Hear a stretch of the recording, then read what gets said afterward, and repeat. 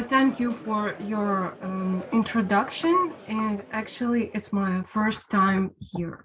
I want to offer three interpretative strategies or modes of film analysis. The first mode suggests looking at film through the prism of something else.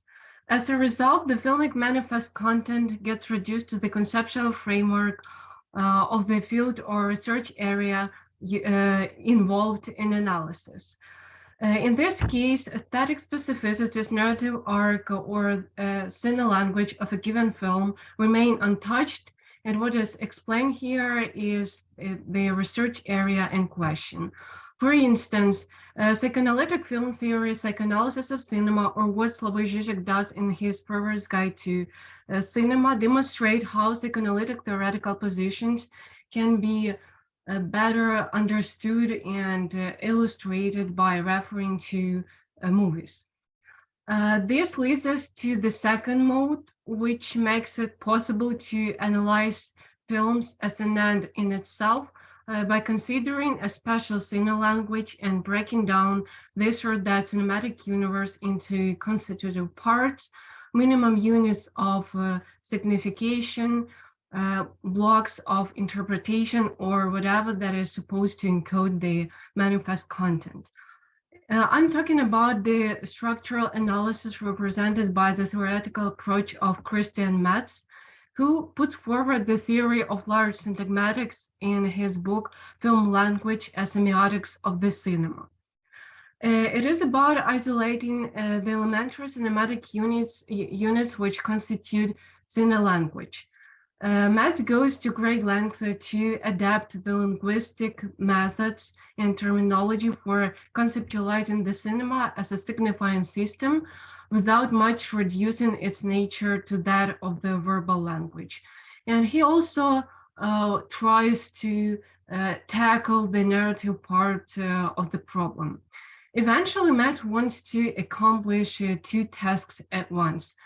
According to Metz, each and every single film consists of elementary cinematic units, which he calls syntagmatic types. Metz states that although it is impossible to specify the exact threshold between smaller or larger units, he thinks that the only way to think about parts making up cinematographic messages is to think of units of large magnitude, that is to say, large syntagmatic units. And in this context, montage is a large syntagmatic category. In linguistics, the concept of syntagm refers to the linguistic elements that are sequentially related to each other and that exist in actuality, contrary to paradigmatic elements or elements picked paradigmatically that exist in virtuality. Metz distinguishes 8 syntagmatic types, which enable us to get a glimpse into the filmic structure and analyze the discourse locked in there in terms of shots and/or sequences as chronological or non-chronological symptoms. Later on in Psychoanalysis and Cinema, the imaginary signifier, Metz revises some elements of his theory that he proposed in film language. And actually, in Psychoanalysis and Cinema, Metz expands the semiotic terminology by bringing in rhetorical and linguistic pairs, such as metonymy, metaphor, and symptom paradigm, respectively. And he also talks about a kind of word-term homology involving these terms, which can be formulated in the following way. Metonymy is to metaphor as symptom is to paradigm. Later, he points out that rhetorical dichotomy stands for the referential dimension of the cinema, whereas the linguistic pairs is responsible for the discursive dimension. The intersection of the referential and discursive axis of cinema with the organizing principles of comparability and contiguity result in what Metz calls textual concatenations or ideal types, such as referential comparability, discursive contiguity, referential comparability, discursive comparability, referential contiguity, discursive comparability, and the last type is obvious. And now I'm going to, and actually Matt's illustrates the first type, referential comparability, discursive contiguity, by referring to Charlie Chaplin's film Modern Time, specifically to the opening sequence. And I'm going to illustrate this type and another one with the help of my presentation. And now I want to share the screen and show my presentation.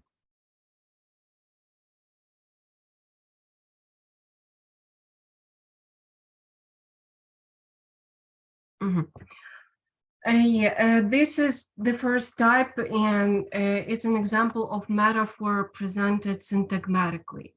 And here on the referential axis, we have two referents. They are subject to comparability. The first referent is a flock of sheep, and the second one is a crowd. On the discursive axis, they look juxtaposed. And presented syntagmatically, it can be said that the two sets of images exist in their own right. And what is suggested here is that crowds are very much like a flock of mindless animals driven by blind forces. The next one is the type called referential comparability plus discursive comparability, which I want to illustrate by referring to Dario Argento's film, The Bird with the Crystal Plumage. And here on the referential axis, we have two references, one of which replaces a scene that doesn't happen on screen. The references are linked to each other on the basis of comparability, as much as they exist independently from each other in distinguished time and space. The first reference is a young woman going down the street, and the second one is a killer hunting after her. Here we have the second reference, the second sequence. The second reference, the killer, plays the function of pointing to the girl he's about to kill. The shots of maniac looking at the photo replace and anticipates the scene of the killing, which happens off screen. The two filmic elements are presented paradigmatically on the discursive axis as much as an operation of substitution takes place. And finally, the announcement in the Italian newspaper affirms that the girl was killed.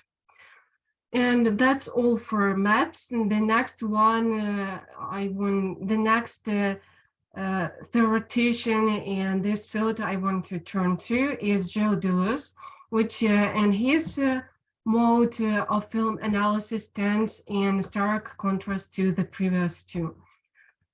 His film analysis guarantees actually a very different kind of film experience. Sorry, I forgot that I wanted to describe the same sequence by according to syntagmatic analysis of maths. Sorry for this, like, for forgetting. Sorry that I forgot about this. And according to syntagmatic analysis, there are two series of events. And the events which depict the woman going down the street, and events exhibiting a killer who is taking the photos of the woman.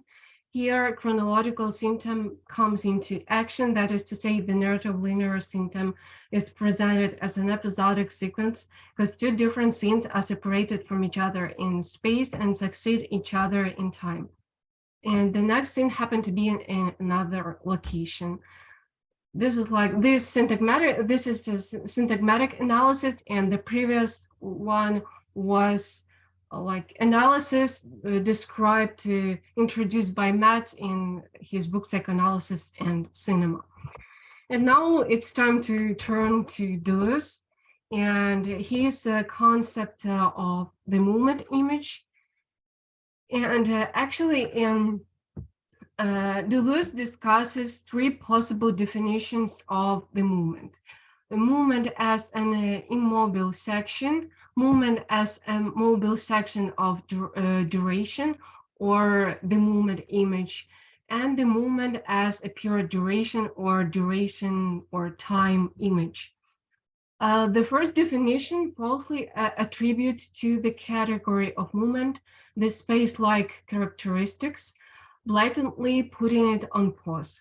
The second definition is much closer to the truth, but eventually ends up being such that does not factor in the qualitative aspect of the movement. And the last definition of the movement as duration is, according to Deleuze, the advanced understanding of what is going on with the moving images. And paradoxically, these three definitions of the category of movement somehow correspond to three levels of description or film analysis. Analysis of parts belonging to the closed set, analysis of the relation between these parts, and analysis of the parts or relation between them in the context of the whole as a completed film. And now I will be concentrating only on the movement image and the three varieties of the movement image, which are perception image, affection image, and action image. Perception image might be characterized as a sequence that it entails the cameras going back and forth from subjective to objective poles. The perception image is represented by establishing long shots that include unspecified spatiotemporal coordinates and unspecified depersonalized narrator. The perception image unfolds in three stages. The first stage is shot evidencing the objective perception. The second stage is shot opening the subjective perception. And the final stage summarizes the other two and wraps the sequence up by specifying the center of reference and identifying the point of view, be it subjective point of view or an objective one. And now I'm going to illustrate the perception image by the same film of Dario Argento's The Bird with the Crystal Plumage. And here we have the first shot, which is, and it should be kept in mind that the order in which perception image unfolds is unnecessary. It can be, the first stage can be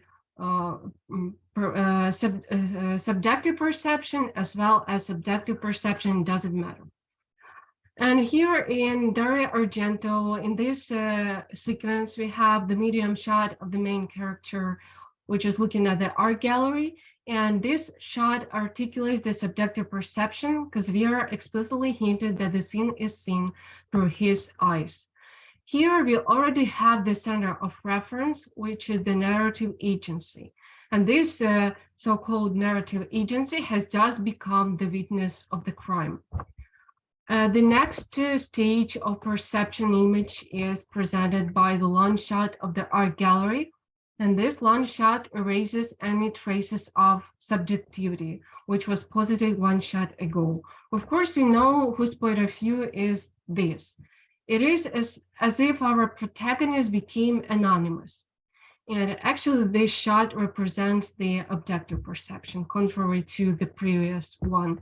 And the final long shot of the sequence is made from the perspective of the art gallery, ominously looking at the character.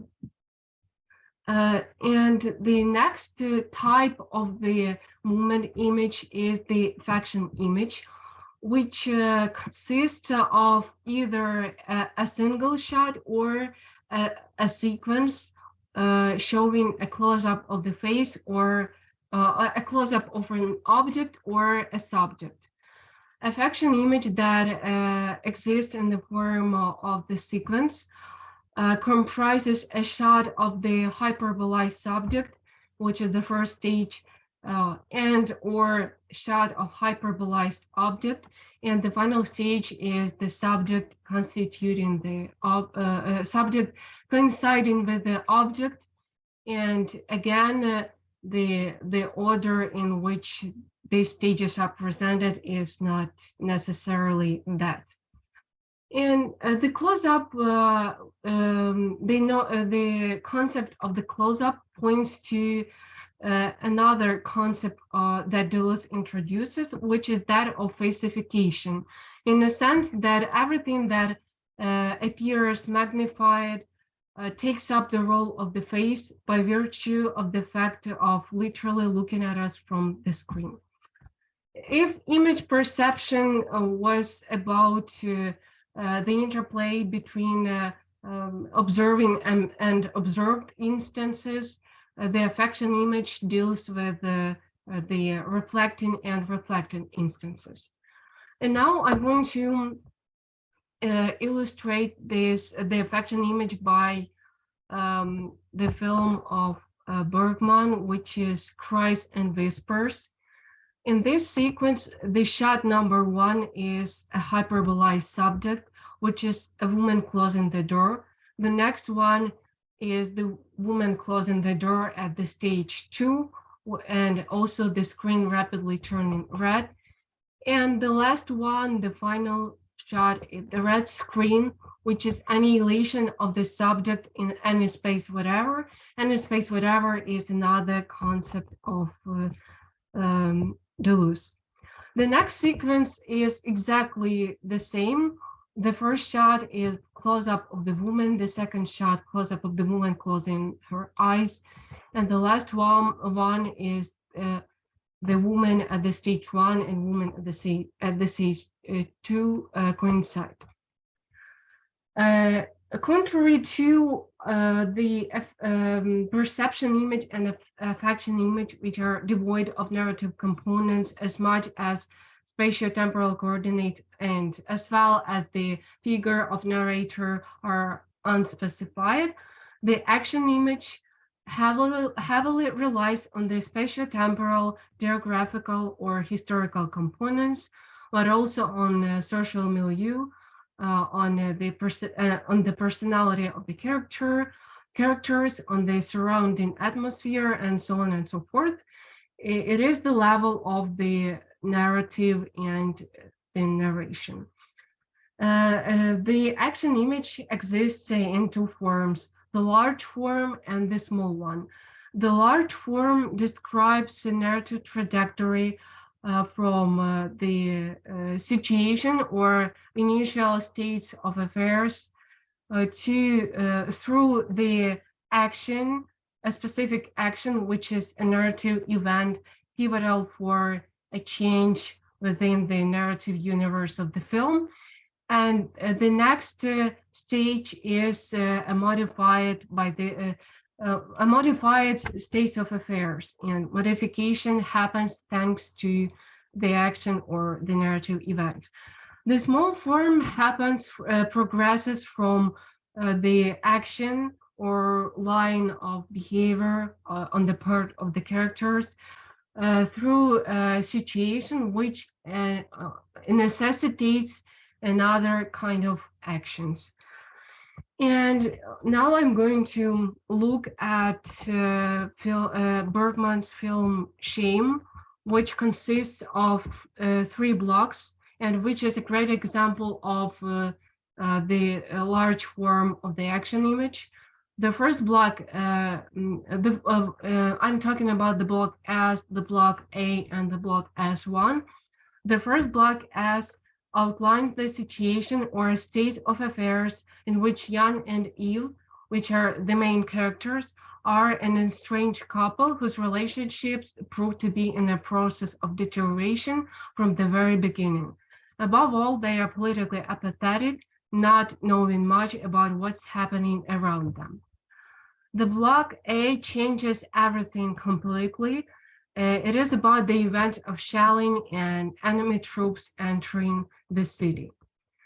And from that instance, which the war became the part of their ordinary life, And actually that narrative, that sequence of narrative events, or the block A, inaugurates the third block, which is the modified states of affairs as one. In the modified states of affairs, moral decline of the characters trying to survive in new horrific reality speeds up. And in conclusion, what can I say about Christian Matt's approach and Deleuzean approach is that Christian Matt's mode of film analysis does not consist in interpreting the filmic content as such, but rather in reconstructing the surface structure of a given film. And these surface structures are entities that are already given. But contrary to Matt's, Deleuzean approach has to do with the process of interpretation as a pure becoming.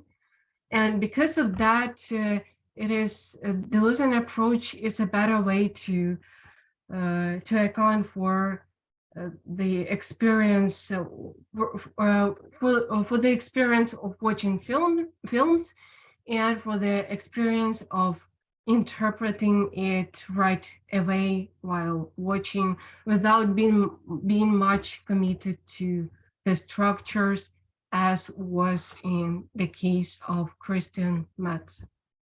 Thank you for your attention.